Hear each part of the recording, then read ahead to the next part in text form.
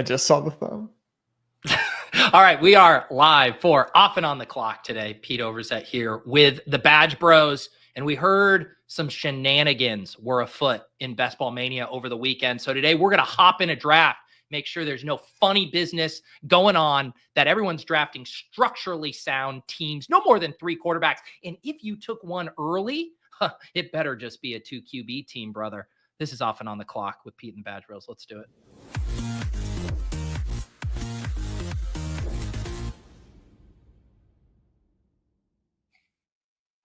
All right, guys, we are back after a long weekend. How are we doing, Nez and John?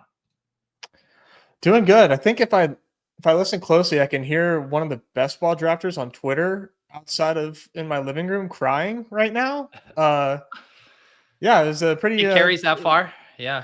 Pretty busy weekend. Yeah, I hear some whines and some cries. So pretty busy weekend. Yeah, John. I thought the dust had settled from kind of the RTA stuff a little bit. We were about ready to move on. Actually talking ball. Talking ADPs, talking players, but that was not the case on Saturday. Nah, you just got to find something new to complain about. Turn the page there. You got to protect your $38 worth of mini Schnauzer 2 and puppy 7 entries on the Twitterverse there. You got to defend them to the death there. Yeah, I mean, tell me you haven't done a daily draft without telling me if you're concerned about a guy auto drafting 150 that represents 0.03% of the player pool. I said it on the Soulcast too, but when I was thinking about it, that I was just being like, how were we not just all so excited that an NBA All-Star is punting it off to us in our favorite game that we love? Like, to me, like, how are we not all doing cartwheel? It's like, that's the coolest thing. Someone with so much money who wants to come and do the thing we're doing and play really poorly against us. I'd say I was shocked, but based on the stuff I've observed over the past couple of weeks, I guess I shouldn't have been. I mean, like, to go full circle back to like the poker stuff back in the day, it was the coolest thing in the world to go to LA for like the early WPT stuff. And like Kevin Durant's there, Russell Westbrook's there, Bruno Mars is there. Like, these guys, like, now we have that same opportunity. And I think people's mindset get blurred because it's like, oh, he's a partner of Underdog. They think he's like forced to do this or something. Like, he has no contractual obligation to play BBM in any regard, right? So it's kind of like, yeah, man, this should something be celebrated, something to grow the game. There were 2 amazing growth opportunities for the game this weekend, right? And it's just kind of like people react negatively. The space is just not inviting enough right now. If Gilbert Arenas wanted to quickly punt through some site credit, I'm pretty sure they'll let you bet a lot on pick'ems, and all you have to do is just tail a couple Jack Settleman picks online. I mean, you can burn through some credit real quickly if you want. Or you can burn through it the way Nez tried to last night with the counter John. The best bit going. Who hit more picks, John? I don't know. I didn't look. I just know I lost. Yeah, the Wolves fade did not pay off. We hit more picks than you on the fade. I thought. Did you guys do the same entry, just opposite sides? I oppoed John because he had too much of a Wolves fade for my liking, so I just literally full oppoed him with my extender and tweeted it. Does that mean I should come in as the centrist and find the best ones on each of your the 2? And you would have hit. That? I think you would have hit if you would have done that. Mm-hmm. Yeah, I will say just to play devil's advocate. Yeah, real quick. Do it. Steelman it. Yeah, like, I think people do have the right to be annoyed with Gil in their drafts. Like, if I was in a draft with Gil and like all of a sudden, like, all the QBs are gone and all the good tight ends are gone, like, yeah, I got to adjust. It is what it is. I think these people are like justified to be like annoyed by it. However, to like want it to get canceled and like to want a statement, like, that is like not owed and like will not happen because like the ADP values themselves were not too large, but like I think people are justified to be annoyed. Like, get the fuck out of here, Gil. Like, you're out of your element. Like, you're pissing me off. I'm trying to have a good time. Now you're throwing the whole draft off. Like, that kind of hurts the entertainment value for people. I can understand why people are pissed. Yeah, I mean, I strongly disagree with that. But wasn't like, I think I saw a little bit of that, Nez, but wouldn't you say that was not the tenor of the main thing that was annoying people? Weren't most people annoyed because they thought people were getting super teams in the Gills rooms, not that their time was getting wasted in a Gill draft? I thought most people were upset about the potential super teams. Well, I would disagree about the super teams, of course. Well, I do too, but I'm saying like the most of the chatter I saw, I thought was from that perspective. I kind of saw a little bit of both. So for my, where I would give people the benefit of like being correct is in the, the argument that I made. Now, yeah, I would not vouch and say that those people are right, that super teams are being created. We all, those who know understand that is not at danger here. Yeah, I know, like from the fun factor, like I definitely saw more of what Pete was alluding to than what you're alluding to, Nez. Like people were worried about like the super team stuff. From the fun factor aspect, it's like as long as anything's within the rules, people can play as they see fit. So like you can't cry, oh my God, I want every opportunity in the world to chase EV and make good teams, but then also cry, oh, it's no fun to draft with Gil, right? Like I disagree. You can say it's not fun to draft with Gil. He's not even in there drafting. He's auto drafting, and he's not even doing like it's not that's not fun. It's not like, it's cool that he's there and that he's playing with us. If you're in that room, that's not fun. Yeah, but he's doing the same thing every single day in every single sport, right? Like he autos basketball every single day. That was clearly different though. Like that's positional. Well, in the fact that the people in there didn't think it's fun illustrates that. Do you think people would have fun building super teams? I think people would have a lot of fun building super teams. So if the people in the draft aren't having fun, and yet the people on the outside are saying super teams are being built, how does that all get squared? Yeah, like here's the analogy. The super team argument I don't agree with. Yeah, the analogy is like you enter a poker tournament and there's one rich drunk guy and he just goes all in every single hand.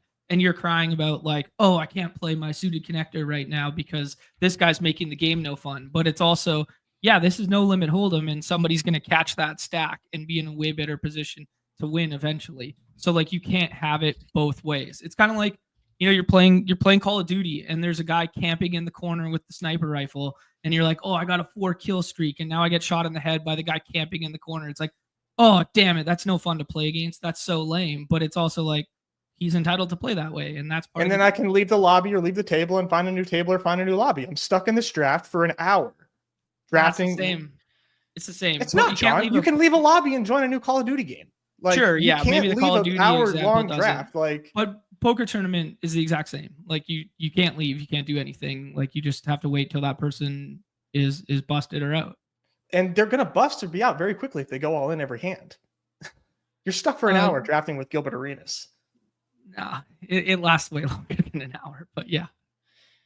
I think the thing I would be most sympathetic to in the times I've gotten tilted on stream is the ambiguity of not knowing if I knew for a fact this wasn't going to get thrown out, like then I'm good. It's the fact that I might spend the whole time doing the draft and then have it canceled. Like I had one early in a big board draft, right, where the guy took Hollywood Brown 101. And since I was streaming, I was just like, fuck it. I'm just pushing the plane and I'm going to just hop in another draft. It didn't end up getting canceled. So I just autoed a team because I was just like, I don't want to spend the time doing this whole draft and then have it canceled. So I was like, I'll just punt the money to even avoid that being an issue. And I'm not telling that other people should do that. But for me, that I think is where I understood some of the frustration of like, is it going to be canceled? Is it not? But the whole idea of the teams and the teams that have been canceled, I think we have to put some faith in Underdog, who at this point they flag for collusion. They flag for things that tilt the imbalance of the contest, combos that shouldn't be possible. Obviously in the dailies, we know is a trigger there. And that just wasn't occurring in these Gilbert Arenas drafts, even if he was acting like a fucking kamikaze. Yes. Yeah. 100%. Like, I feel like that's that should be obvious. Like, it's those, like, I don't even give credence to, like it's okay if you're new to the space and you just don't understand like what you're witnessing, but like we're pretty evolved and mature in these games now that like those type of arguments, like I just don't even like give credence to, personally. Mhm. Somebody's got to answer for them, but like I don't give credence to those type of things. I think that is obviously like not the case.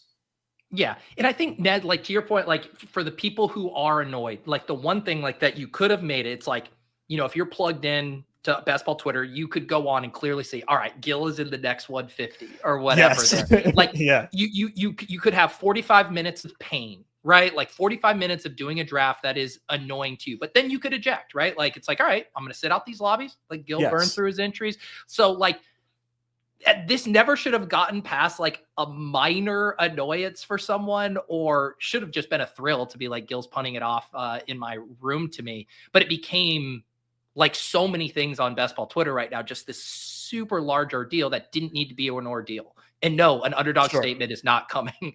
No. I saw that comment when I was like, oh God, we have lost the plot if you want a statement about this. Would you say that we're no longer early? Now that like these storylines just blow up, like how quickly like this thing takes off. We are not early. No, it's over. Early. Well, it's not over, but it's not early anymore. I mean, we're in Rolling Stone. It's not early anymore. All right. Any other comments about that? About the contest? Was it true? Was Gil then going in sprint drafts? I don't know if those were jokes or not. Was he actually going in other drafts or just BBM? I think it was just 150 BBM all in a row, all on auto, sorted by projected points, and with some positional caps. So I think Jack, I made a Jack joke earlier. I think his MO, at least the past 2 years, is he realizes like in mid-August that he wants to, or like late August that he wants to max BBM. And I'm pretty sure he just autoed off of ADP. Or I think he actually uploaded ETR ranks. I think he uploaded ETR ranks and autoed all of his teams. Yeah. That's what he did for the first 5 weeks of Dog Bowls too. Yeah. Oh yeah, was it? Yeah. Yeah. Oh yeah. Forgot about that. He did make it to the Dog Bowl, but no, yeah, he didn't qualify. Yeah. I think one last thing to just say associated with your point there, Pete, on like whether you should push the plane, move on or whatever. I would just always draft assuming a draft is going to hold until canceled otherwise. And I know that's like annoying for people to hear and stuff, but the onus is on you as a drafter. The onus is on you as the user to make that decision. Like you can't then cry about it after you made the decision to be like, oh, I think this is going to be thrown out. I pushed the plane as well. And then it doesn't get thrown out. You have no recourse there because you made the initial action.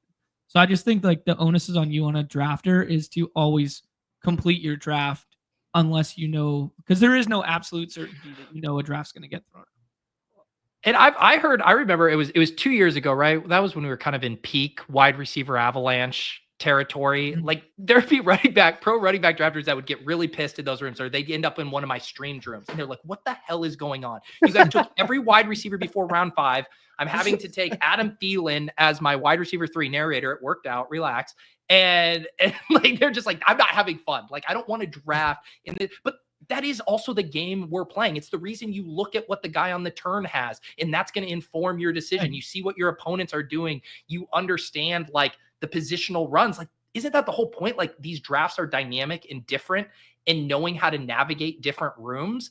And like, yeah, if someone's drafting a crazy quarterback thing, and I saw lots of sharp drafters being like, yeah, I prioritize my quarterbacks ahead of ADP. Like I found a way. This is the curveball that was thrown at me in this draft. I couldn't just put it on my own autopilot, so to speak, and sleepwalk through the draft. And I used a little bit of game theory to capitalize on it. Yeah, like one last parallel to like GTO and poker related concepts is like the closer you are to like equilibrium and wanting to play GTO is based on everybody else playing GTO. So we've grown very accustomed to every single draft room that we're in, everybody playing closer to that, especially in this early draft window when it primarily is only sickos drafting, that we've grown accustomed to like the way in which we draft is like closer and closer to GTO. right? Now, when someone comes in there and deviates the furthest from it, that's the time in which you have to play the most counter exploitative and abandon your GTO principles and go with it. So people in these rooms shouldn't have been crying about it. They should have adapted on the fly. As soon as he goes double elite quarterback, or you see him go 3 elite quarterback, or you see one screenshot on the internet, like, oh yeah, now all of a sudden you got to start doing your chase with Burrow at like the 1-2 turn instead of trying to push it to round 7 when everybody else is playing GTO in parentheses. Yeah.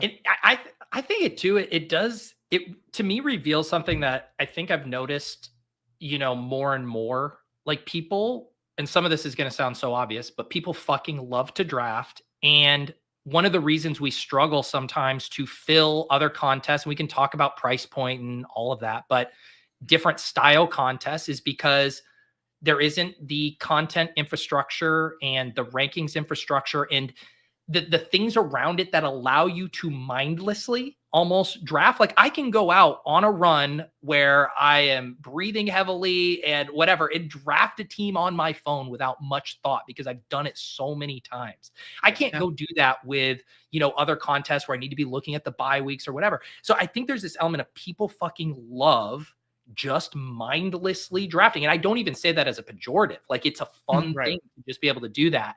And I think these moments kind of throw you out of that rhythm of like, oh no, I can't sleepwalk through this. I have to fucking pay attention and adjust.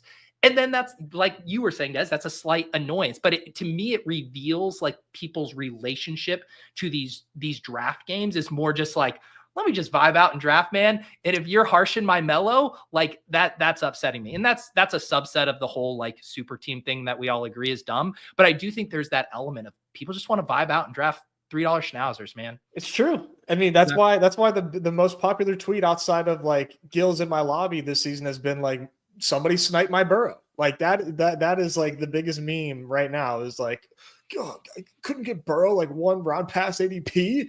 Like, you see it all the time. Like it's hand in hand. Which is, and that again illustrates the thing, right? Like the rooms where you can get Burrow are going to be like badged up drafters, people staying in their own lane. Like most badged up drafters don't want an unstacked Burrow or backstacking it with Mike Gesicki and Andre Yosef. So you're like driving at the parallels of like, hey, some of these idiots who aren't consuming 14,000 hours of best ball content, who don't understand maybe the tight probability of him coming about, pushing it. Like, I don't want to draft against those guys. I just want to be in with a bunch of people so I can just vibe out and do my thing in these drafts. Well, I mean, you guys want to run parallels to the playoff contests. It's like, that's why you prefer drafting with sharps, in quotations, any playoff style contest, because everybody stays in their lane, right? Those ones are the most mindless to draft. I brought that up on Swolecast. That was the comparison I was thinking of with all of this, because it was almost like people were like, I saw a lot of comments of like, he's drafting bad. Like, how does he not know better? Like, how does he not know the rules? And I'm like, imagine if we applied that logic to the the playoff best ball contests, where how many drafters are in there? Like they're drafting off ADP. They're drafting all these one-off studs, having no clue that they are completely dead on arrival. Like they just do not understand how the contest works. We would never, ever want those teams to get thrown out. And people also acknowledge some of these teams, and actually a lot of them are going to advance because they are structured to advance out of round 1. And I'm actually going to get beat by a lot of these teams, but then the teams I do get through are going to get to compete against a lot of these poorly structured teams. Like that's a dynamic that we fully embraced with this. Like they're going to make my life harder in some spit, or they're, punting it off in other regards. But for our overall, success in the tournament, it's more dead money. That's like good for sharp players on the whole. Like we need to be celebrating and fostering that. Exactly. Right. Like you're allowed to draft bad teams and it's encouraged to draft bad teams. Yeah. Okay. Any other topics before we hop in a BBM draft and make sure that there's no funny business going on? We got to talk about the face of Rolling Stones there. Like we got to talk about Herzig front and center. Like that's just so cool for growth of the game, just in general. Like I've been a long time Herzig guy. He was one of the first guys I ever met in this space. I thought it was just very, very cool. I was shocked there was no mention of ETR in the whole article. Like I thought there'd be an establish the run mention or something in there, but I aside from what was included in the article, just taking a step back and being like, yo, this is pretty dope that they're talking about best ball in a mainstream magazine front and center. You want to talk about mushing the games, man? They let everybody in on the big secret that you got to stack your quarterback. No, that's a counterintuitive strategy. Y'all didn't read it, man. Yeah, it's interesting too because like, so Dave Hill he's an interesting dude. Like, he's a comedian. He's done a lot of pieces within the like poker, sports betting, like he likes hanging out in that range. But it was interesting too, because I feel like a lot of his pieces normally have like kind of like more of a story element to it. And this was just like a true profile piece, right? Where it's just like, this is what happened. I do wonder like how engaging it is for someone not familiar with like the fantasy world. Like I'm trying to think if I read, I don't even know what would be a comparable thing where I guess any kind of outside hobby thing. Yeah, I think the comparable that I was drawing mentally, and obviously it stems from the poker stuff, is like the old school stories of like Daniel Negreanu sleeping on a guy's couch and then, being through college and playing online and then making it. It was kind of building Herzig up in that fashion. Like, this was a normal dude with a job and loved fantasy football with his friends. And now look at this. You can spin this into a career. You can spin this into $1 million lifestyle. Like, I thought the arc was like the build up from normal dude to still working a normal job while doing this quantitative research to then being the best kind of thing. So I was drawing parallels to like early poker boom stuff like that. And I think that the thing poker always has the advantage on us with that is like, because half of the sport takes place IRL, or at least, with like the tournaments and stuff, is like, if you made online poker the only part of poker, like it's a lot harder to tell compelling stories about things like man at his computer. And so I think it's a tough task. Like, there's a reason we don't get lots of profiles of fantasy players, because it's hard to tell really compelling stories about them. And obviously, like, billing it as the best fantasy player is like the only way you could even have a hook, right? Otherwise it has to be like a scandal, right? It has to be like the Jaden Tanner, that's the only way that our little fantasy corner is gonna make headlines. Yeah, no, it's true. I read it. Yeah, I thought it was cool for the games and everything. And I really liked, I think what it does is it gives hope to the home league, sweat lords. Cause there was a piece on there about how he was aggregating ESPN public league waiver wires to make his waiver wire decisions for his $5 home league. Like that. I gained so much respect for that one. Well, the other thing and not that this was fully highlighted in the article, but people talk about like, where's the EV, where's the one? Like, one thing that Herzig has done repeatedly has been willing to go where there isn't a lot of content, where there's new opportunities. Like, you want to talk about any of the games that were on IKB, any of the like crypto adjacent fantasy games, any of the less popular games on the smaller DFS sites like Yahoo and stuff. Like, he's constantly sought out those opportunities where there isn't a lot of content, there isn't a lot of information, in being early is way more important than even being better than people. And I think that's always something that we kind of talk about too, where people are always wanting to have their cake and eat it too, as far as, I want to play the games I love to play, but I also want it to be plus EV. And it's like, well, sometimes you have to go to these dark corners of the fantasy internet to actually be able to get that. And I mean, Herzig is definitely someone who's been willing to do that throughout his career. Yeah, I mean, like, that's the 101 GTO Bales take from 15 years ago, is like what he wrote with all that, go where other people aren't going, go before them, and then get out before it gets, the state of equilibrium, basically. Yeah. So what would it take to get someone from the daily community written up in Rolling Stone? I'm not sure it's gonna happen. You'd have to win both Dog Bowls live contests. And you'd have to have the background story, like Viper going through the mountains. Viper might be our best shot at it right now. Viper actually could give you the story. I was gonna say Viper or A1. You got the emo in the Discord. One of those two would be really good profiles. Dude, I 'cause can see the cover right now. Oh. It's Viper, and there's like a hawk, setting on his shoulder right here, like there, like the peregrine falcon or whatever, right there. Maybe a little flash of the tat or something. I don't know. Yeah. That would be a great contrasting like parallels of the space article too, where it's like kid in college dorm room quant versus, guy who found best ball later in life after already having this huge full arc and then listens to the hawk outside his window kind of deal. I do like that. Yeah. That's very good. I think another cool thing, and granted, we know a lot of the personalities who've won BBM, but like, I still am hoping that whoever won BBM5 will eventually come out, but it would be fun to read a profile on all of the winners. And like, I think Fareed's story was super interesting too. And you kind of see like where people come from, like these different backgrounds, obviously like separate what we know of Chesley of now, but like chess background, like we all just think of him as a best ball guy now, but his background, leading him there, obviously Herzig, Karain more as a traditional fantasy analyst. I do think there's some like interesting stories there of like the type of people best ball attracts and then who, bubbles up to the top. I think there's some interesting angles there, because I do think the risk of an article like that too is just like, well, fuck, you just got to be this giga brain smart guy in the same way, John, with the poker stuff, right? Where it's just like all the Swedes and their solvers, and you just got to be this bright mathematical mind. Like there's not a lot of profiles about those guys either. No, exactly. Like the only one ever that comes to mind is like the OG Isildur one stories, but it's because he was on the other side of the spectrum. He was like crazy. Nowadays, like you don't hear shit about like Linus Love and stuff like that. Like he's just like an introverted dude who's the best in the world. Well, now you hear the story. It's like guys like Jason Kuhn who are smart, but also in like peak physical shape. That's just like all life optimization.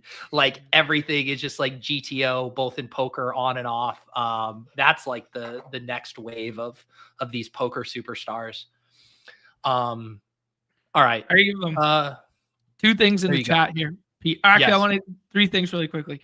I found it hilarious that nobody brought it up on Twitter, that in the Rolling Stones article, Herzig talked about using his own iteration of a solver like 10 years ago when he was talking about winning on like drafters and all that sort of stuff. And the word solver is literally right in the article, and nobody said shit. Like, because this is how guys have been beating the games for like a long time.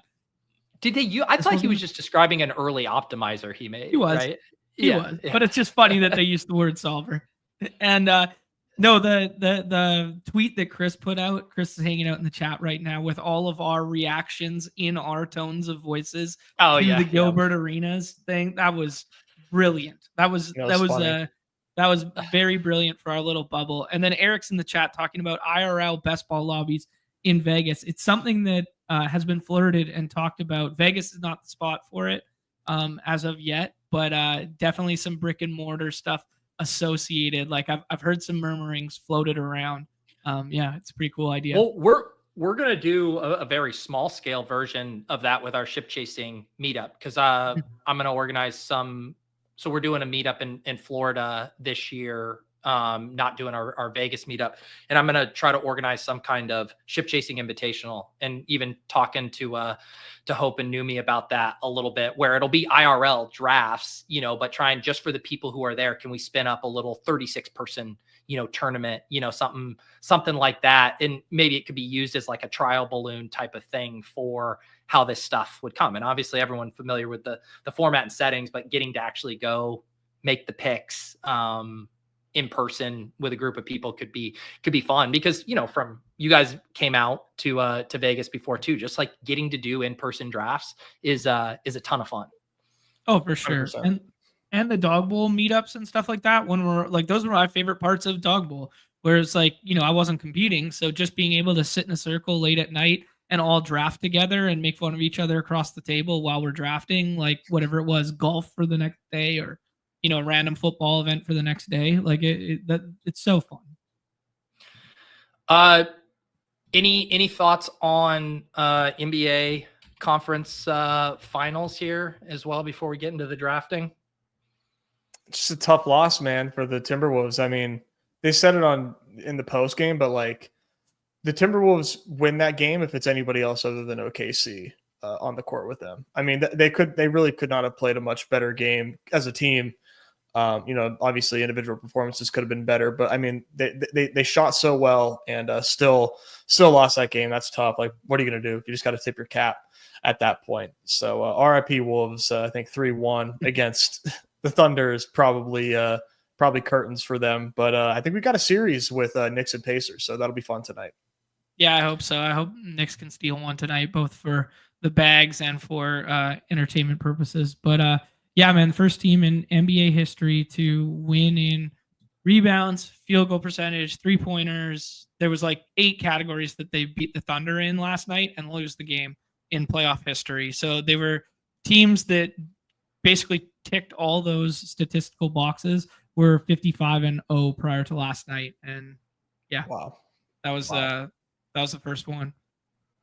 But I think the biggest story of that series, man, is Randall. Like, Randall not closing 2 out of 4 of the games, like being completely inept outside of the first half of game 1, where they were basically using like a combination of Chet and whoever they wanted to switch onto him. Ever since, it's been like Caruso and Dort switching between him and Ant, that sort of thing.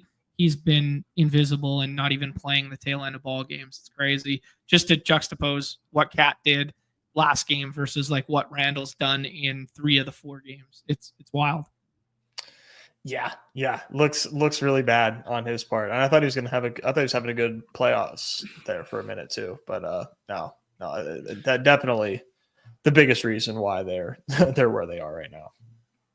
Yeah, I was when I woke up and saw that score, thinking about our Timberwolves Western Conference futures tickets. I did not like seeing a 2-point loss there. We're gonna keep the faith, just like Numi. We're gonna keep the faith. Des, I saw your tweet last night and I didn't really understand it. You're a fan of the fouling up 3? No, that was sarcasm. Yeah, okay, yeah. That's what I anticipated. But I hate that shit so much. Yeah. They botched it once in the Nuggets series earlier and paid the price for it. So I was interested to see if they'd go back to it, and they did go back to it, and it did work. But yeah, it's pretty gross to, especially when they were fouling so quickly that like you were taking like 0.8 off the clock, 0.6 off the clock. It was like, what are we doing here? If you're gonna foul, like give it some space and at least take like 2-3 seconds off the clock, or a second and a half off the clock late in the game like that. I don't like it, and I thought that they were executing it poorly, which was like a bad combination. It's just bad product. All right, let's hop into BBM. Here we've been touring around the lobby. I don't believe have we drafted a BBM team together? No, I don't think so. I don't think so either.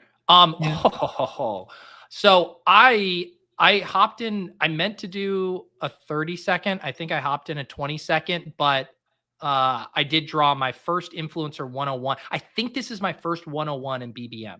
So no way. Thank you guys for being my good luck charm. Yeah, I've been running cold on top half of the draft board.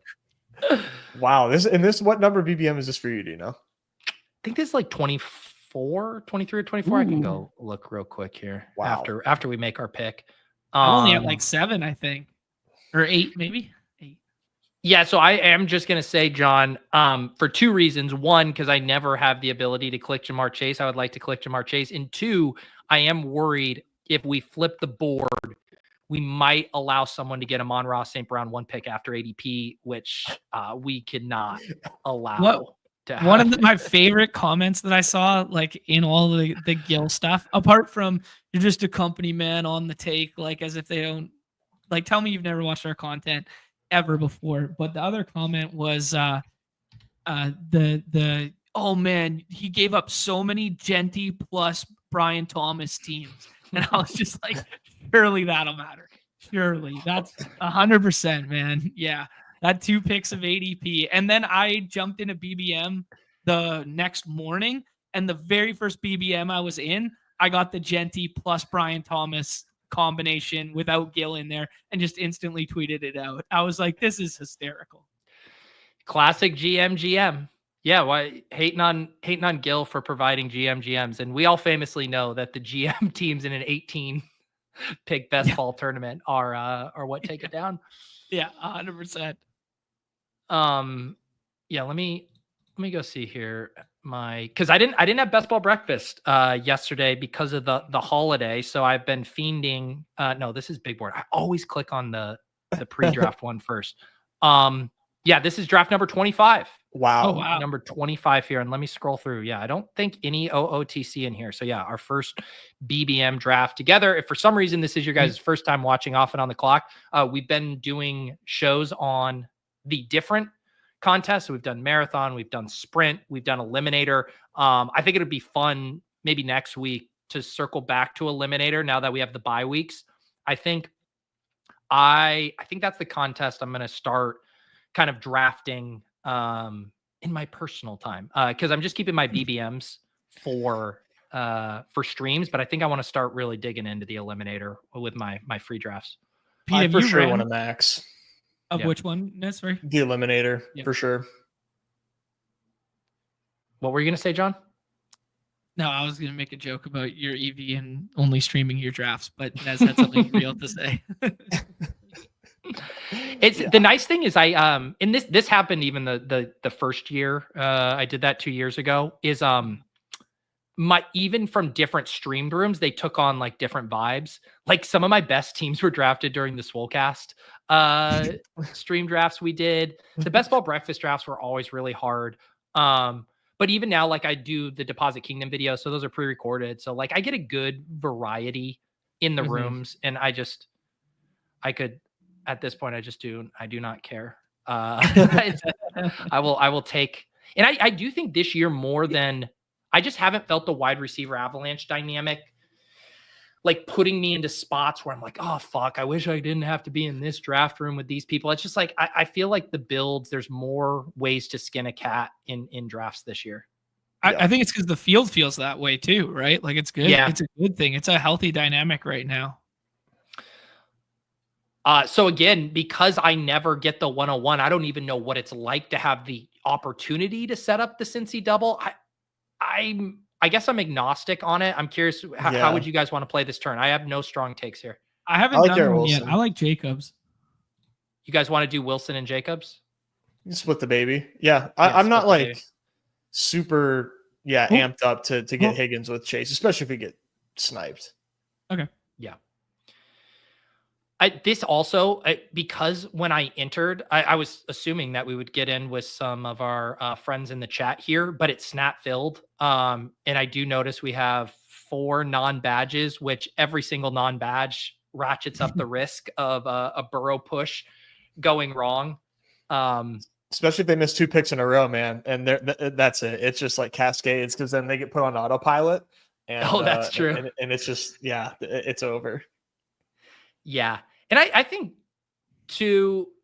I guess where I'm at, and it's not about the Burrow thing itself. I've always struggled, and I think it might just be a leak. I just don't seem to enjoy the premium stacks when I have to spend. It was like last year, I didn't really like doing the Eagles one where I had to spend like my first 3 picks on AJ Brown, Devontae Smith, and Hurts to get it. A lot of times, sometimes you could sneak in an extra pick in there, but I've never liked how much that's asking of a single team to do for 3 straight weeks. And I know it can work out. It absolutely can work out, but I'd prefer to have my like heavy correlations be slightly cheaper. Yeah, I think it's totally fair. I mean, the first 2 picks being wide receiver 1 and 2 of the same team. I mean, that is just like that's tough. That's tough to commit to for me personally, at least. Especially when they're sealing outcomes ping pong usually, right? Like it'd be good for the entirety of a season, but like they're sealing outcomes in isolated weeks ping pong, right? Yeah, for sure. And I mean, if you could be like, results oriented and be like, well, BBM winner didn't use like his first round, score and, all that, but like it does, over time, not a great bet to make in my opinion. Yeah. Yeah. And I think too, what's that? I was about to say we get some nice love in the chat. The opposite side of the best ball community here rolling through. Wow, we got BBG. our guy Best Ball Guy with 10 members, 5 to my channel, 5 to the Badge Bros channel. I just did a stream with Best Ball Guy last week. He used me as a nugget that he could dangle to get to Karain. He said he didn't think Karain would come on the show unless Karain saw me on the show. So he first got me on, and now he's angling to get Karain on. The dude's a pro. He knows how to work his angles. That's right. That's awesome. Shout out BBG. Big fan. Yeah. Are you guys worried about, every time someone gifts a sub around here, that means more people get to watch the Badge Bros Members only, where you guys give out a lot of alpha in the daily games, which is actually reducing the EV for your existing members. So I think you guys need to address this elephant in the room. Yeah. Time to up the prices for new members, I guess. I don't know. I like how Manly Moose says, I wonder if people will be as high on the eliminator if they've all been eliminated in week 6. What if I asked you, I wonder how high people will be on BBM after they all get eliminated in week 15? They always come back, Manly Moose. They always still come here, back. baby. I'm still here. Okay. Let's do this. 20 Devontae seconds. Smith, Sutton, Metcalf, Zay, Hurts. You could do like a Devontae Hurts is interesting. Yeah, good I with like it. Pickens as well. Well, let's grab Devontae first. We can have a quick sec to discuss. Can we scroll down this a little bit for a sec? What else Yeah. we got? Yeah, we got the Burrow one there too if we want it. Yeah, I'm good with Hurts. I'm good with Burrow. I'm good with Pickens, you said, Nez? Yeah, Hurts or Pickens were my options. Sure. Let's do Hurts. I do think, one thing, obviously Justin Fields would be a great quarterback for this team. If you pass on Hurts here, we're not going to get Burrow, right? Because the Higgins drafter is going to likely take him, especially because they got McBride building out that game stack. So then we start to kind of like, we're more looking at backdoor quarterback options most likely. So I don't mind locking up the stack there, especially because Devontae falls a little bit. Not that it means that Hurts and Devontae are unique because their ADPs kind of line up pretty well, but I like that turn there. It's at least somewhat unique. You would assume with Jamar Chase. So yeah, I was looking at something. I guess it was the other day. Whatever. Who gives a shit? What position do you think Justin Fields was in the 6 games he started last year, as in terms of fantasy points during that window? He started 6 games. He went 4-2 in those games. He didn't win them the way they wanted him to win them, so he got replaced. That was like QB 13. Pete? I'm gonna say I think John's fishing for a little higher. I think he's gonna say he's like QB 7 those weeks. QB 6. Okay. QB 6 across those 6 weeks there. I don't know, man. Like I understand that people don't like, this is the safest his job security maybe has ever been. And they're going to establish the fuck out of it. If he runs for 800 yards again, 900 yards, and that's kind of like a middling ground there, and scores like 7 points a week on the ground, like I'm bullish on that the field stuff. Who's going to take his job? I am too, just because like the job risk conversation is just like it would have to be an absolute disaster for him to get benched this year. And so you're kind of getting to middle it where it's pretty rare, right? That we get that profile where he's going. The only other example is if it's a rookie, right? Jaden Daniels kind of going in that range last year where it's just like, yeah, he could be awesome, but he could also suck because it's hard to project rookie quarterbacks. And we're getting that discount with Fields because I'm not sure why. Just, I guess he's coming off of a season where he got benched, even though he was playing well when he got benched. I think it's because people watch him. That's why. Yeah. That's why. Like the box scores, if you just look at the box scores and what he does from a fantasy output standpoint, like Yeah, I don't know. I think it's because people think he's not a good real life quarterback, and they're probably right about that. But I'll leave the light on for the chance that he is, and his fantasy box scores mattering over and over again. Is he I the think biggest? too, it's just like I was gonna say, sorry, just Yeah, Garrett no, Wilson good. being the only stack partner. Yeah. Like so Yeah. the Garrett Wilson draft. Like a lot of the time, like I'll take Justin Fields naked. I mean, like I don't give a shit. But yeah, I think a lot of that is like it's the Garrett Wilson drafter. Has a lot of squatting rights on him. Would you rather backstack him with Josh Reynolds in the last round or Alan Lazard in the last round? That's where I'm more inclined to agree with Rolling Stone that stacking is a bit of a counterintuitive strategy that maybe I don't need to do. Yes. In that case. Mason right. Taylor it is. Yeah. Mason Taylor is actually a fun stack there as to round out your double because he's cheap, tight end position. If you're building out a late room, you get a little kind of mystery box upside there. He's going to be on the field, run a lot of routes. No, Conklin blocking him. All right, what do we got here, Pete? Debo comes back. Nez, I feel like I'm like somewhat on Debo Island these days. I still kind of like Debo. Laporta's here, Jacoby, Judkins, Caleb Johnson. I'm Jacoby over Debo. I'm good with Jacoby. But yeah, Debo, I'm really sad about what I saw last year from Debo. So I am kind of like wishy-washy on it, but great Real scenario quick, for him. John, I'll let you split the baby here. We got Jacoby for Nez. What do you want here? Tony redacted. Okay, you got to give me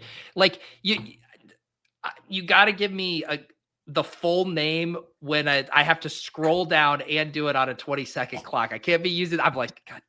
He was right. Just for the record, he was right above Shakir right there, so he was wasn't too far scroll. Okay, wasn't too far. All right, I'm just like, oh God, I got to scroll down to pick one. I know, and it's a bit name. Like you got to use so much brain power to be like. Oh, so man. There's other Tonys, but I think structurally running back there felt a little bit better.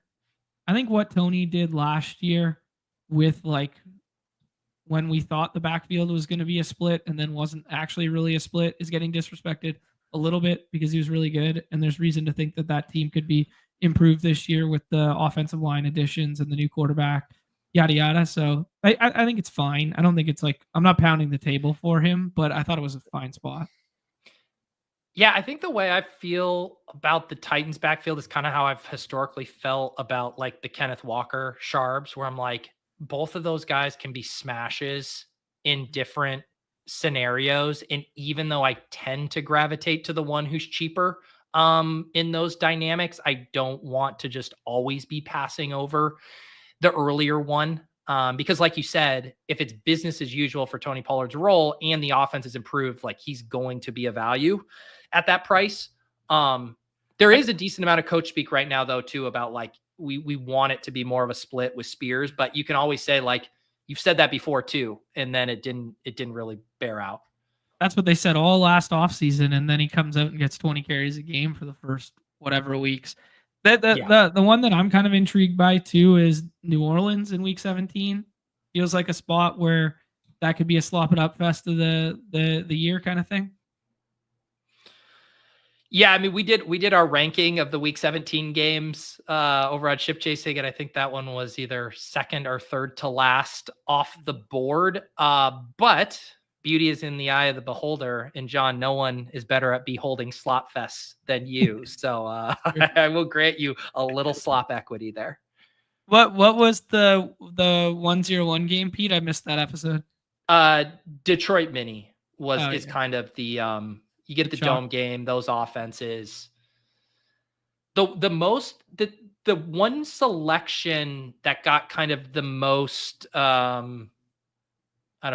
shout from the chat as being an extreme value is I think like the Cowboys Commanders slipped to like pick 10 or 11. And I think the projected total for that game is really juicy. It's one of those things where I think the divisional round element, we know there's such a wide range of outcomes. Like that game could be 17-10, or it feels like it could be like 41-34. Is always how those feel. There's one narrative that I looked into after we talked about it the other day there, Nez, is that Commanders field. Remember how I was like, oh yeah, it used to be so shitty and blah, blah, blah. They did switch surfaces last year. Nice. So that time of year for an outdoor game in Washington won't look as bad on paper anymore. That's good. Yeah. Do you remember where Tampa Bay and Miami went in that episode? I didn't get a chance to see the whole draft. I think because I'm trying to remember because I wrote up my own rankings for a Fantasy Life article, so I had like my big board, but I think they went 6 or 7.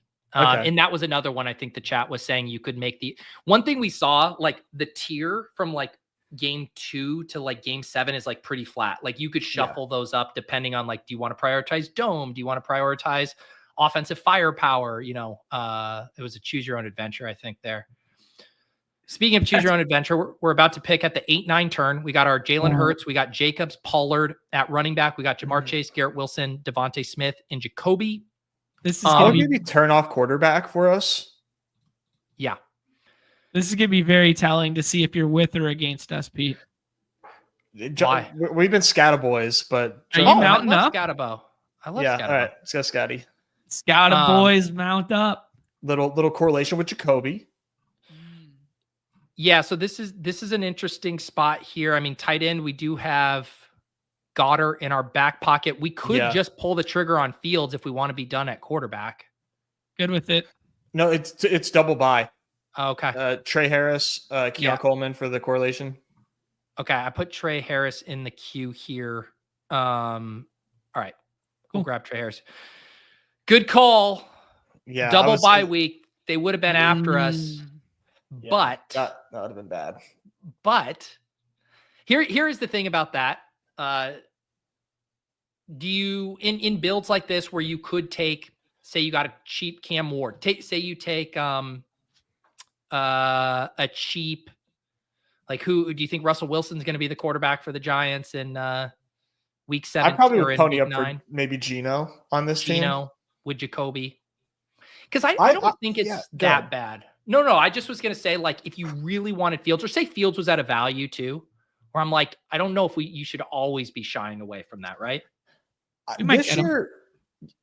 This year for me, I've been leaning into spending more draft capital at quarterback than like I ever have. And that includes taking a third QB when I have one of the top 4 studs, like still going 3 QB, maybe not going like Burrow with Hurts or anything that extreme, but like definitely leaning into like spending more draft capital at QB, whether it's, you know, maybe 2 higher price QBs or 3 QBs earlier than I ever would before. Would you say that's kind of a byproduct of one of the biggest best ball influencers in the game, Gilbert Arenas, kind of having an effect on your playing style? Yeah, he spooked me. And now I know that all the QB prices have gone up because of him. So you got to adjust. You got to adapt or die. Is what they say. Like, I think I'm with you, Nez, and I think part of that dynamic is because, I mean, you can make very good arguments that those round 4 elite quarterbacks are great values there. I think so many of the quarterbacks who go in the pocket from like 100 to 130, awesome values. I think you can make the case that like Geno Smith is one of the most mispriced quarterbacks on the board. I mean, there are a lot of places where the quarterback is going to project as the best value. Yeah. And that can lead you a lot of times being like, do I want to take a running back who could legit be the running back 3 on his team? Right. Or do I want to take a stacked Geno Smith as my QB3? And I'm with you. A lot of times I'm like, yeah, just give me the third quarterback out. And what's one of the things that holds true, like as we get closer to the start of the season and we have more clarity on those back end running back wide receivers, that's going to free us up for more 2 quarterback builds. Let's hammer the guys who we now really want to hit. Right now, there's so much ambiguity that it's just like lean into that safer kind of quarterback selection. Right. Perfectly said, gentlemen. I'm getting killed in the chat by Basketball Viper here rolling through. He goes, who's the late in life guy with the hawk? I said later. You guys are 25 years apart. Don't kill me. You and A-Win are 25 years apart. Okay, let's see here. So yeah, I don't have any ranks in here. We got Najee and Charbonnet sliding past ADP. Loveland would be a fun tight end, first tight end upside for us. Loveland or Warren? I am not out on Tyler Warren. John, do you have a preference? Nope, you guys choose Loveland. All right, we can do Warren. I'm with you, Nez. I'm not out on Warren either. John, what do you like for this pick? We got a 1-3-5-1. Let's try and win the Jags backfield. Or take Christian Kirk. I like Christian Kirk too. Nez, Tootin or Kirk? Let's go Tootin. Boom. There it is. I think Tootin a good running back for on this team. We get Jacobs and Pollard up top. Feel pretty good about what those guys are going to do. And then let's take a couple swings with the early 4th round 2025 selections in Scatabo and Tootin. It feels like we spent more draft capital than we actually did on running back, just because we're kind of like even with wide receiver. That's true. Like, you know, that's true. Yeah. So we got our 1-4-5-1. Yeah. I think that the fact that we went Trey Harris there with that last pick kind of freed us up there to do like a tight end running back selection. And this is like, I mean, Kirk is fine. I like him, but this is just generally a pretty gross range. I mean, the ADP going from 129 to 145.8, like a round and a half of no wide receivers. Extremely felt. Can you pull up the draft board for a second? Because there is like this extreme pocket of like, 8 wide receivers go in 3 rounds. And it seems to be the norm right now. And I guess that leads to your guys' point about the quarterbacks there, where it's just kind of like every wide receiver is the same, except for the wide receivers with those monster ceilings at the front end of the draft board. And I think it's crazy because like you could I think you can look at some of these wide receivers that just went in round 10 and just kind of look at it as like a black hole where like they just completely separated from where the gravity of those that tier of wide receivers are, and maybe they actually do belong there, but they just separated. Does Jack Besh really belong 20 picks ahead of that tier? Does Marvin Mims belong 20 picks ahead of that tier? King. They just completely separated, and they're just like they've ejected from that tier, and it's going to take so much to bring them back. Yep. I also want to just say why Nez was going off there. I did do a little draft room contest integrity sweep. No more than 2 quarterbacks have been selected by every team. I just want to let the viewers know that I remain vigilant. If I see anything funny going on with over selecting quarterbacks, I'll be the first one to let you know. Thanks for doing the due diligence, Pete. Yeah. I know it's you guys just want to sit back and vibe and select the rookies, but some of us have to keep an eye on our opponents and see what they're doing. Are we all too low on Trevor Lawrence? Like Trevor Lawrence goes as a 3rd quarterback right there. Probably. Yeah. I think any other era BBM, he gets Liam Cohen in, he gets Travis Hunter as his new as a wide receiver too. I think any other year we would be like, rose-colored glasses for Trevor Lawrence. We've just seen it so many times now that like of just being disappointed that he remains a value, and there is like that dynamic of people who are respecting the stack, and so you're able to push it as the Hunter and or BTJ drafter. Yeah, and I think really the difference is that extra year, right? Because we're doing the wish casting with Caleb Williams, right? We're saying, hey, wasn't that great rookie year, but you get Ben Johnson, you get the influx of weapons, we'll take you at 102. Whereas Trevor Lawrence, that like window of like fool me once, fool me twice kind of thing, where it's like, all right, we'll take you at ADP, but we're not giving you any coaching weapon boost that we're willing to give to a 1st year or 2nd year guy, basically. Yeah. I haven't begun my, getting fooled again Bears campaign yet in drafts, but I am fully prepared to. I'm gearing up to start drafting Bears again. I was gonna definitely float Jordan Love way past ADP there. Goddard seems like a smash with What do you think about Goddard Palmer? Is Palmer too much of like a week 17 slap play? I'm glad you brought it up because I had not even gotten there. I like Palmer in this range. What else do we got if we scroll a bit? You're in a pretty flat tier here of Leggett. Yeah. I think I like Dobbs over the tier, but I'm good with the correlation if you want the correlation. Yeah, I mean Dobbs is correlated too. I think Dobbs is a good pick. I will say, John, Dobbs comes back a decent amount of the time as well. Mhm. We should also probably stay vigilant on Gino. Because we don't Yeah. have any other kind of prime stacking candidates here outside of Mhm. him. I guess Cam Yeah. Ward with Pollard. I don't mind building out like a little back stack there too. Wouldn't be bad. Yeah, and then you Yeah, can and you can take get a guy Shea that- too. Yeah. Yeah, there's also Love or the rookie. What's the rookie's Yep. name again?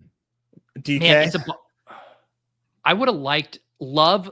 That would have been a fun turn if Love comes back, because then you can. I guess we would have had a decision, right? Where you say, do you go Love and Dobbs along with Jacobs, or do you go Love and still lock up Goddard? Well, you can wait and take like Wicks Yeah. later too. For sure. Yeah. That's probably always like should be the motto of like, if you're having to decide between two things and one of them is a Green Bay Packers wide receiver, probably just wait for the next Green Bay Packers wide receiver. Yeah. This drafter took Jordan Love unstacked, obviously as a big value. We'll see if they try to backstack it, but I have reported them for taking an unstacked quarterback. Just kind of ruins the contest integrity. Yeah. Yeah. Numi's got his work cut out for him for sure. Here's the team so far. 1-4-6-2. We got Hurts at quarterback, Jacobs, Pollard, Scatabo, Tootin at running back, Jamar Chase, Garrett Wilson, Devontae Smith, Jacoby Myers, Trey Harris, and Joshua Palmer at wide receiver, tight end Colston, Loveland, and Dallas Goddard there. So we're in good shape positionally. Professional ass team. How would you rank your confidence interval 1 through 100 on this being a 2 tight end team? 98. 1 to 100. Yeah, as in like 100, I feel great about it. 1, I need 3 or I hate it. I think I would say a 30. Yeah.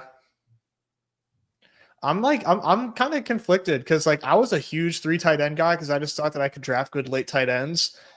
And now I'm just wondering if like that, like, like what do I win when I win with it, And I'm wondering if that's just like not good, or maybe that's more of like an eliminator thing where I can, be more tight end, agnostic, or maybe that's the wrong way to describe it, but just wanted to throw that out there. I'd rather have 2 quarterbacks than 3 tight ends on this team. Wait, did we just lose Gino and Cam Ward? You guys are sick. Ward. What are your thoughts on Anthony Richardson? I'm fine. I kind of like Anthony Richardson. What's his bye week? We're good there. 11. Yeah. I think this is probably a running back or wide receiver. Tillman, Wandell, Roshan, Rico, Pat Bryant, Jalen Wright. John, go ahead. Tillman. Are we scared about the timeline and injury? But I think he's just like the best of the grouping. And his price will rise if he comes back like fully healthy. I know everyone's worried about the quarterbacks, but what was his injury? Yeah, I'm less worried about the quarterback stuff at that price, but I guess I'm now need my memory jogged on if there were any updates about his. Was there actual concern about his injury timeline? Originally, yeah, when I was drafting big board season, but I don't know now. Seriously? Okay. For the concussion? I think so.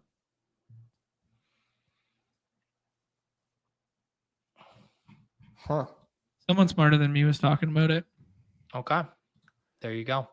Well, that would be upsetting because that'd be a very long time. So Nez, what have you been like? Which ways have you been doing Anthony Richardson? Like as part of Colts bets, as like a QB2, QB3? Like how have you been gravitating to him? Usually like QB3, but I've been taking him a lot because I like the idea of like, hey, if this guy does get announced as the starter and it looks like there's confidence, I think that you're going to get, potential closing line value when the contest closes on him. And I sort of see him as that Justin Fields bet too, where we didn't have confidence that he was the starter, but I think that he could be the starter and eventually, be, when it matters most, of course, is when you really want Anthony Richardson starting. It's just Daniel Jones back there. I know obviously he's a more competent starter than, well, maybe that's not a thing to say over Joe Flacco, but I just like the bet with Anthony Richardson at price, considering that when he does play, like his projection is always like pretty awesome. Yeah. No, I mean, I think we pulled up the fantasy life projections. I don't know, was that on this show? But the week 1 projections, and I think we had him as like a top 7 or top 8 week 1 projection there. Wow. Makes sense. Yeah. Fun up here on fantasy life, obviously the full season long projections, but also week 1 projections are up now as well. That's fun. Yeah, it is fun. I know everyone likes looking too, like even just right now, we're still, fantasy life, Mike Clay, like full actual detailed projections are kind of hard to come by right now. Week 1, like week by week projections are much easier to like conceptualize too than like a season long. Like over season, I'm just like, okay, like I barely know what these numbers mean, but like I know what a fantasy point looks like for a single week. Yeah. Let me go over to projections. I was on the ranks tab there for a second. Week 1. Yeah, Anthony Richardson at the QB6 for week 1 projections there. So yes, he that's fine. If he's starting, he is going to project extremely well. And I kind of like his weapons. I don't Yeah. know, maybe weapons is a bad way to describe them. I'm just going to throw out a name, Lloyd or J.K. Dobbins or Jarquez Hunter for 3 options for us. Yeah. Let's do Lloyd then. You like Lloyd? Oh no, we got Jacobs. Jacobs. I'm sorry. We got Jacobs. Thank you. Yeah, Dobbins. Hunter or Dobbins? Dobbins.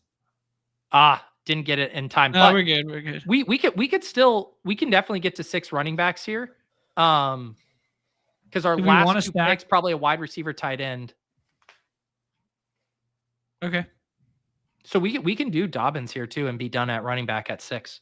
Yeah, unless you want to stack AD Mitchell, but he might come back too. I bet he might. Yeah. Back.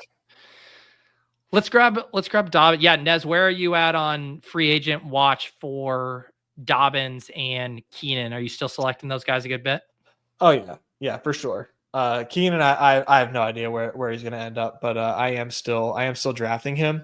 Dobbins, I don't know either with Dobbins, but I am still drafting J.K. Dobbins as well. Like this is just a really good price to be drafting a guy who has the opportunity to go to a team who wants to spend money on him, and in likely a situation where he's probably going to be used unless he just doesn't get signed at all. But always a potential outcome there, of course, too. But I haven't heard any buzz, and I don't know what I would even what the dream spot would be at this point for Dobbins.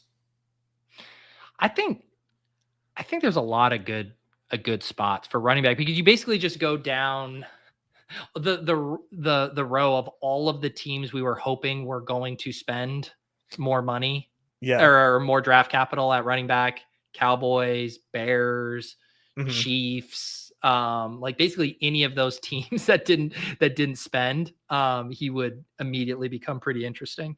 Chiefs, I think, would be best case scenario. Maybe that's obvious, but I think Bears. Yeah. You think Chiefs is better than Bears? I think Bears is like the most desirable landing spot right now. That would be fun too, of course. Bears is pretty good because his competition for just like those early down touches, like I think they'd be kind of content being like, all right, Swift, go back to that third down role. Whereas it would be a pretty big indictment about Pacheco. They would basically be in like, we just don't trust where Pacheco's at right now if they brought him in. I'm okay with Dobbins being like that trap back. Is Kareem Hunt's a free agent? No, I'm just saying he just got drafted here at 208. So people still taking stabs in that Chiefs backfield. Yeah. Are we in the camp of wide receiver here on this last one? What do we got right now? 2672? Yeah. So I think I would be pretty agnostic between wide receiver and tight end. My slight lean is tight end, but it would be kind of player specific. Like if there's a stack or a player we like, then I can. Did Eddie Mitchell go yet? He did. He did. Yeah. Our guy Ty Felton is still there, John. Yeah, and we does stack with Jacobs. No, we did it again. Oh shit, Jesus! Well, he's in the he's in the 101 game stack. If you didn't know, yeah, it's just not fair. They give us that week 17 matchup two years in a row. I'm gonna keep trying to make it a thing.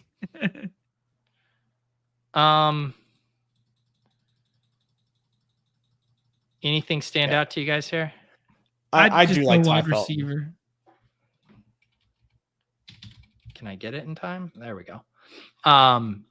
Yeah, Ty Felton. I actually just did last week for Fantasy Life. I wrote up an article about the prices for all of the third round wide receivers and a couple of the fourth round guys. And it is interesting to look at the spread in ADPs of like those guys from basically Kyle Williams down to the Savion Williams and Ty Feltons, who mostly go undrafted, and making me want to gravitate obviously to the cheaper ones too, where it's like, yeah, we're talking about third round wide receivers. Like there's a lot of ways it can go wrong.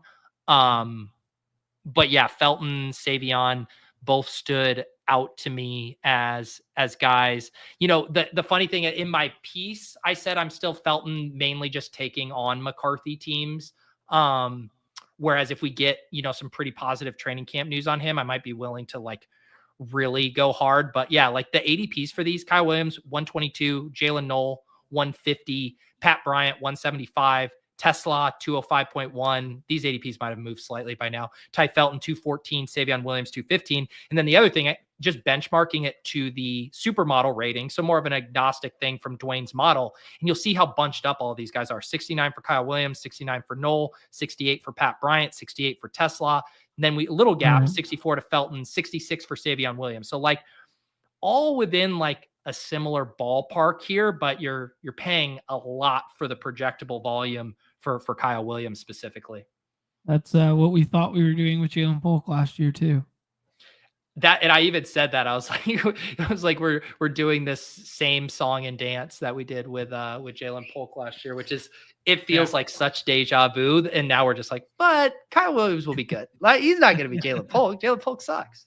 I wonder if, and maybe this is like, no, just a flat no. Do you think maybe like the fact that like Kyle Williams was starting to kind of get that slow hype ramp up before draft season, you know, like he was kind of like the flavor of the week and pre-draft best ball. Then he goes to the Patriots, and you know, like for whatever reason, we as a best ball community, well, I know why the reason is we, you know, get like the Patriots, and so because of the landing spot, you know, maybe it made him a desirable pick. I don't know. Just throwing that out there. I like that psychology angle there, that it's like, not only was it this guy that a lot of us probably felt a little underexposed to if you're drafting big board drafts, where it's like, I want to catch up on this guy. Like he's getting all this steam. Holy shit. Now we got this draft capital, good landing spot.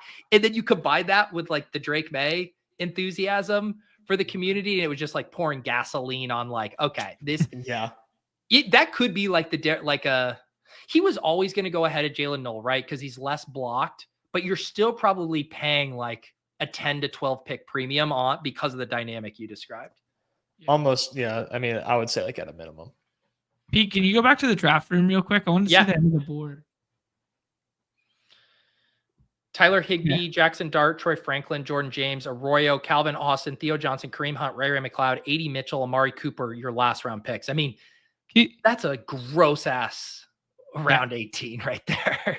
Yeah. And what this has led me to do is a lot of 3 quarterback builds where I tack on a quarterback in the last round, because I like the potential of a quarterback ceiling back there more than throwing darts at some of these guys who might not even be in our player pool come end of August.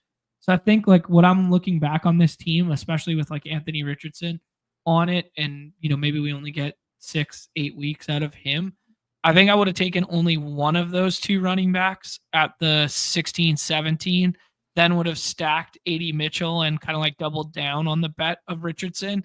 And then I think I would have backstacked one of the, maybe a Browns quarterback with Tillman, or like taking a one-off shot at some of the quarterbacks that are left, like a naked Rodgers or something like that in the last round. What do you guys think? I mean, I feel like I think your point about the quarterbacks and the tight ends being the better picks down here, I think is very true, but I don't know if Aaron Rodgers like falls into that. I think he has a lot of zero risk as well. But I do think if you will like your teams better if you have Jackson Dart, Sam Darnold, Tyler Higbee, Cade Ottens. Like if those are the last few picks you're making, you're gonna like your team a lot more. Yeah. Mm-hmm. Yeah, you're definitely gonna feel more comfortable about it in May, no doubt. Ryan has an interesting question associated with that. It was like, where does Rodgers go once he signs with Pittsburgh? Like, I mean, it's not a given, but like everybody and their dogs projecting the fact that he does. Like, where does he go? Does he still go beside Jackson Dart, or does he just go with like the stacked DK teams in like the 16th? Yeah, he becomes the Sam Darnold to JSN, the Aaron Rodgers to DK Metcalf, like range pick. Yeah, because people, it will be nice to have that confirmation, because there will be some teams where you need that QB3 or whatever, and it'll be nice to have that, but he's not moving the needle fantasy wise at this stage of his career. Like he couldn't move the needle last year, and he had an awesome setup. Yeah. I think Stafford, Darnold, obviously Stafford fell in this one, but yeah, Darnold seems like a pretty good comp for his ADP. I'm tilting looking at this board. The Cam Ward snipe one pick ahead. The Geno going at 162 to the Bowers team though. So I get it, but it doesn't mean I'm not going to tilt. Actually, let me tilt this Baker Jordan Love team. Is that a 2 QB or 3 QB? This is the exact dynamic we were talking about, where I'm tilting now, but they have Calvin Ridley. We were talking about these picks that you're taking here. Mm-hmm. I don't mind the QB3. No, yeah, I'm definitely a proponent of it early in the draft window right now for sure. Because I think from a macro thing, like what Nez was alluding to earlier there, is I do think quarterback price tag rises with recreationals and rises as we get more certainty closer to. You guys both alluded to that. So I think, tacking on a cheap third quarterback now early in these draft windows feels very cozy. It feels like the 7% exposure blanket. Yeah. I do like how that Benny Hanna drafter did it. He went 3 and it was all stacked up. That was he really did that nicely. Yeah, especially if you spend your second round pick on Brock, which makes it harder to go elite QB too once you've done the elite tight end, and so he just hammers running back and wide receivers, gets his second tight end Kincaid, and then just blue and purple there until the very end. Those are 3 good quarterback choices associated with it too, because they're all, those 3 in particular are the ones that have like premium assets that go early, like first and second round, but they are the cheapest of the bunch after, like that grouping of Tua, Geno, and Staff. Yeah, and I mean, what is Stafford's ADP? Because he's a guy too that like a lot of times it's just the Puka drafter. Yeah, so he falls a full round, where him being able to sneak in that extra quarterback selection there. Mm-hmm. I mean, this is where like we would have liked him to just grab Stafford, instead. But he knows like which of these two is more likely to fall, Geno or Stafford. Obviously, Stafford.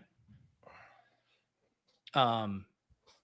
But yeah, these drafts, I do think that the trickiest dynamic is basically, round 16 through 18, if you don't have quarterback or tight end bullets to spend.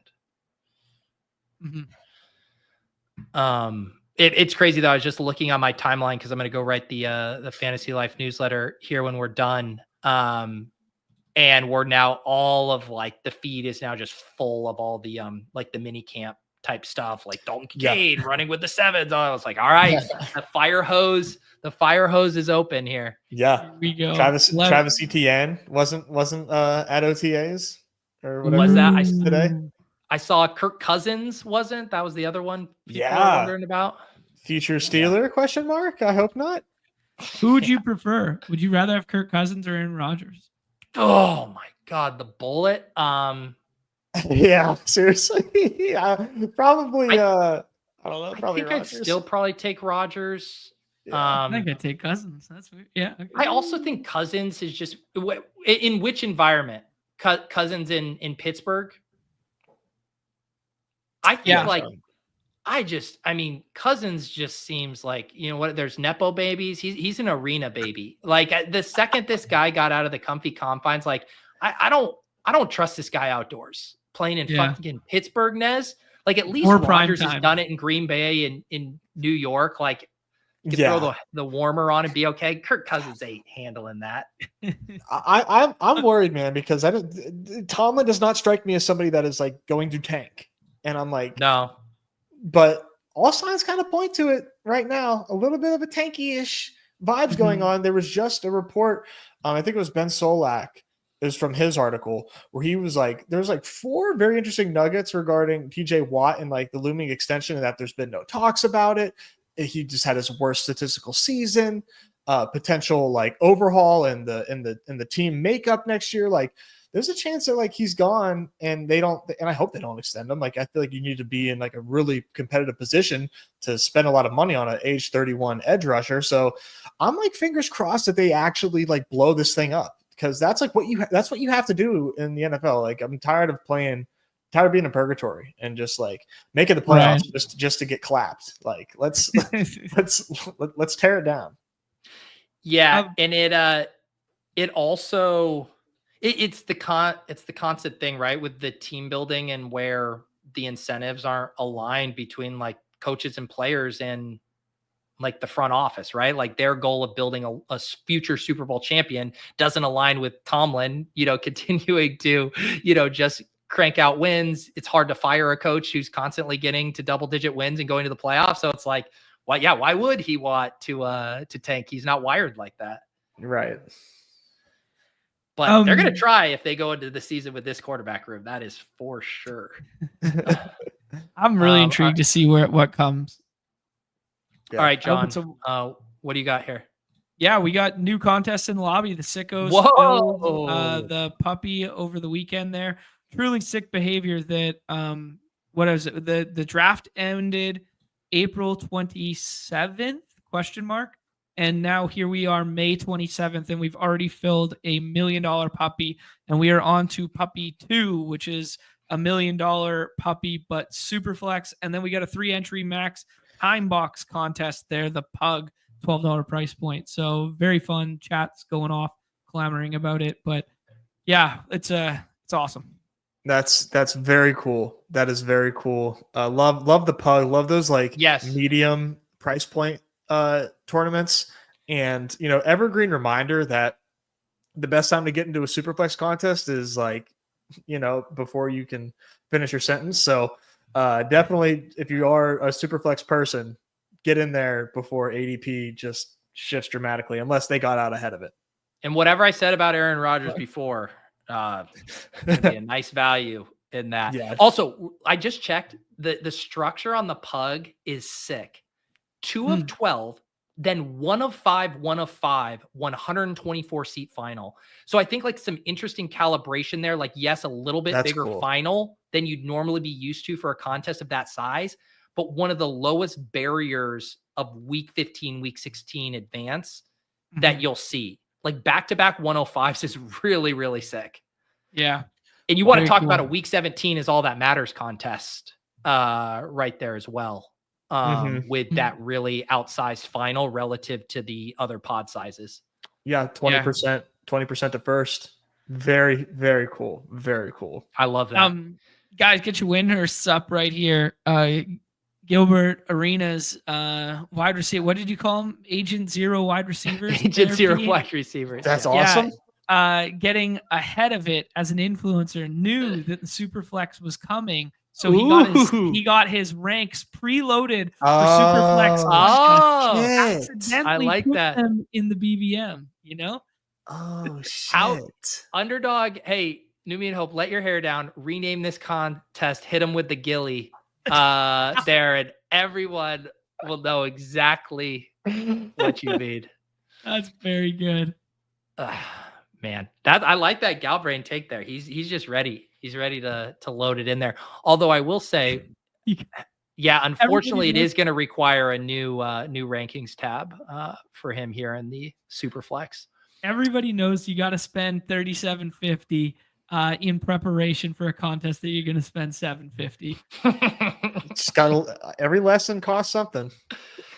God, I really want to book Gil for a randomizer, but at this point too, it'll be those props you cannot to just tell us what happened there. Tell us what I just love the idea, and I'm sure this happens with a lot of things like rich people do, where it's just like something they do that they will never think about again. That on just one random afternoon, and the internet, it does not stop talking about it. No. I guarantee Gil doesn't even remember drafting those teams at this point. Dude, like the perfect comp to that is the poker games of the guy who sits in the game and he tells the same story for the next 10 years in the live game of that one time that Kevin Durant rolled through and I played that hand against him, and Durant doesn't even remember going to the casino. Yeah. All right. You guys firing up a stream right now? What are you guys talking about? Yeah, baseball. Big baseball day. No hoops contests, they're carryovers. No puck contests, they're carryovers. We'll do all the hits tomorrow with all of the sports because we'll have a brand new NBA contest, brand new NHL contest, and there's a big baseball one there. But for today, 11 games MLB, diving into that right after this. Sweet. Anything else for you, Nez? No, I got to tap in for baby duty, but excited to watch the show with John. That'll be just John, and I'll see you in these MLB lobbies and these Superflex lobbies and God knows what else. There you go. For me, randomizer returning tomorrow, but also as part of a new show I'm doing. Maybe you saw the posts about it on Twitter. Best Ball Bash. If you guys are a YouTube member on my channel and you are free tomorrow at 1 p.m. Eastern, you are eligible to enter a drawing to hop on stream with me and draft. All I ask is that you just have some form of passable internet connection. Camera mic does not have to be a fancy setup. It just needs to work. Basically, if you could log on to a Zoom meeting like with your boss and everything's fine, like that's all you need. So basically with StreamYard, which is what we use to host our streams, they'll allow me to create a little giveaway, and I'll give you a hashtag to use in the chat. And the chat is going to be just gated for YouTube members. If your name comes up, I will literally figure out how to contact you on DM, Discord, Twitter, whatever, email, and I will send you the link and you will hop on and draft with me. Very cool. That is tomorrow. Very good stuff. I mean, for people playing at home, there is a StreamYard app there is on iPhone. I imagine it exists for Android too. And you literally just copy paste the link right into it, and you can just like go like this, and it works. We've done it when for your video tap in. Yeah. So I mean, like if you have a phone, you're eligible. It works a little bit better if you plug in headphones or whatever. But if you have a phone, just like that, and you'll be able to join. And you know what? You would, normally I'd say, hey, in that situation, maybe you're not seeing the draft board or whatever. But look, I've serviced audio listeners. I will service a community member who is on stream with their phone. I will let you know every pick. Excited to meet some new people. Hopefully some new characters. Hopefully no one who says problematic things. It'll be fun. It'll be fun. So that's tomorrow. Go watch John here on Bbmvi's Only. And we'll see you guys next time on Off and On the Clock. Peace.